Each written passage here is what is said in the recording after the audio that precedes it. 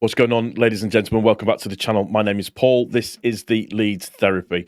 Thank you, as ever, for stopping by. I really do appreciate it. If you haven't done so already, if you could hit the subscribe button for me, if you could like the video, if you could turn your notifications on at the same time as well, I'd really appreciate it. So this is a little preview for the Middlesbrough game.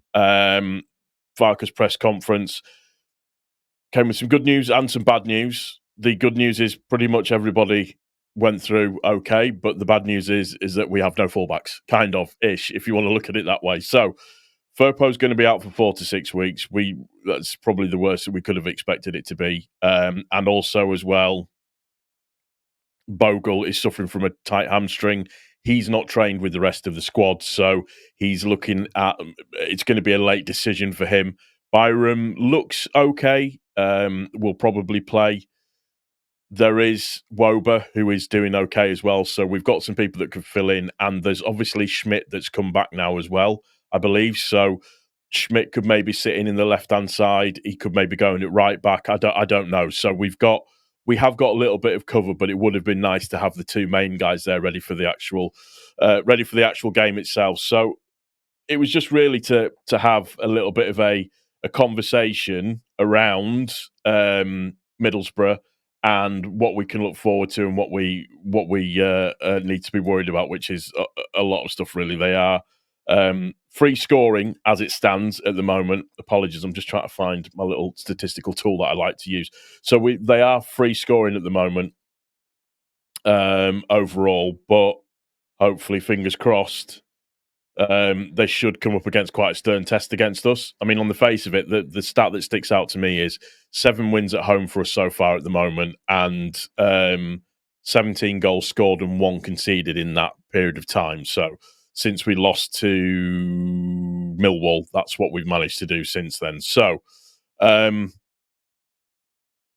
looking at Middlesbrough, they've got Tommy Smith out, Lenihan, Engal, Bangura, Morris, and Van der Berg is a doubt as well. But in all honesty, the people that you need to be kind of sort of be more wary about within that team are people like, let's just see, Finn Azaz, Latte Lath, is someone else that you need to kind of be worried about. I mean, there's Tommy Conway that's in there as well. So they're quite, like I said, they're free scoring. They're an attacking side. And in terms of from a statistical point of view, they do tend to play very similar to us in terms of that progression in the field, sort of where they play and what they actually bring to the table. So I think just over 50% of our play is done in the attacking half. And with Middlesbrough, it's a little bit lower than ours, but pretty much the same at the same time as well. So overall, I'm perfectly comfortable, he says. Sort of. It's one of those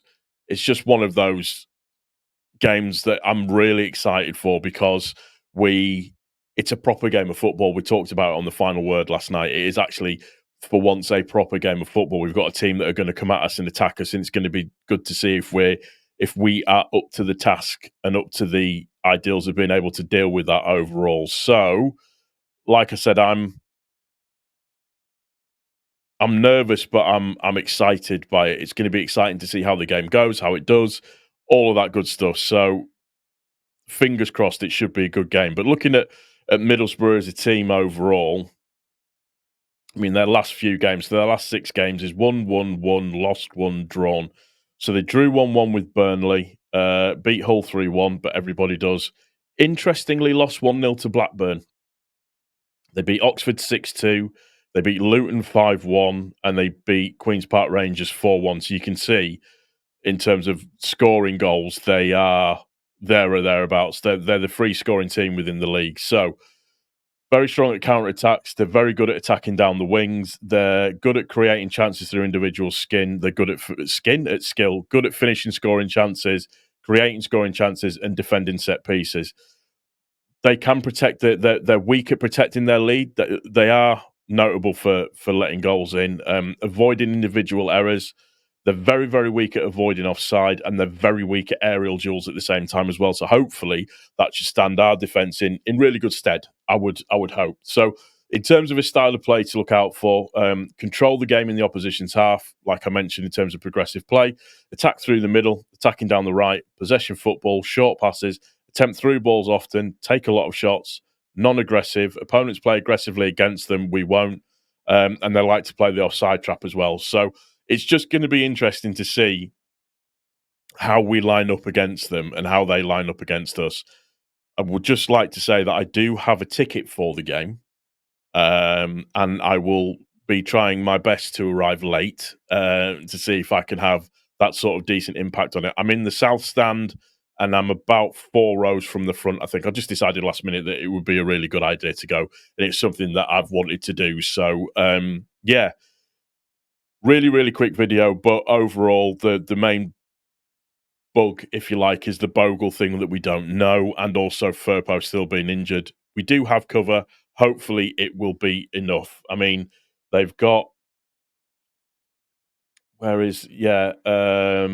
Doak, who has been very, very, very, very good for them, and he's going to could potentially make it a very, very difficult night. But we'll just have to see how that goes. We're going to have to play tough, hard. We're going to have to do everything that we need to do to try and win the game, and hopefully we keep this one going and we win overall. I think that could stand us in that we could go out and win it. And generally speaking, when we're asked to show it, put a marker down, we generally can do it. So just think back to Ipswich and Leicester last year.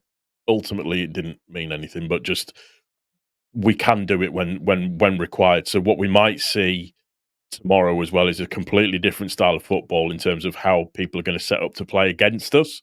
So they might set up completely differently compared to how everybody else sets up against us, which is 8 men behind the ball constantly. I think Middlesbrough are going to be their tails will be up as well from the game earlier on in the season, but we are a completely different animal now to what we were when we played them then.